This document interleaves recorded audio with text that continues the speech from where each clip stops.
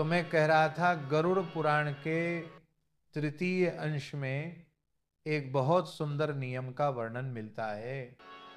हमारे घर का मटका केवल जल भरने का पात्र नहीं है, वह पितरों का प्रतीक माना गया है। परिंडा शब्द का अर्थ ही पितरों का स्थान है। कहा गया है कि जब हम प्रतिदिन मटके या परिंडे का जल लेकर घर के द्वार पर थोड़ा सा छिटक देते हैं तो रात्रि में आने वाले हमारे पितरों की तृष्णा उस जल से शांत हो जाती है। मात्र जल छिटक देने से उनके तप मिट जाते हैं और उन्हें अलग से पिंडदान या कठिन कर्मकांड की आवश्यकता नहीं रहती। ये छोटा सा कार्य ही हमारे पूर्वजों को तृप्त कर देता है और हमें उनका आशीर्वाद प्राप्त होता है। जीवन में हमेशा बड़े बड़े संकल्प लेने की जरूरत नहीं होती। एक छोटा नियम भी जीवन को ईश्वर से जोड़ सकता है। कोई ये संकल्प कर ले कि मैं प्रतिदिन घर के दरवाजे पर जल छिटकूंगा। कोई ये नियम बना ले कि रोज एक दाना चावल शिव जी को अर्पित करूंगा। कोई ये प्रण कर ले कि प्रतिदिन दीपक जलाऊंगा।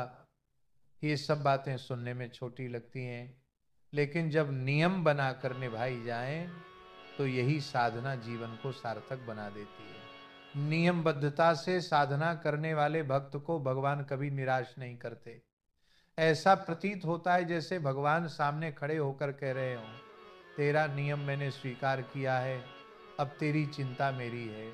लेकिन कठिनाई तब आती है जब हम सोचते हैं कि चार लोग क्या कहेंगे।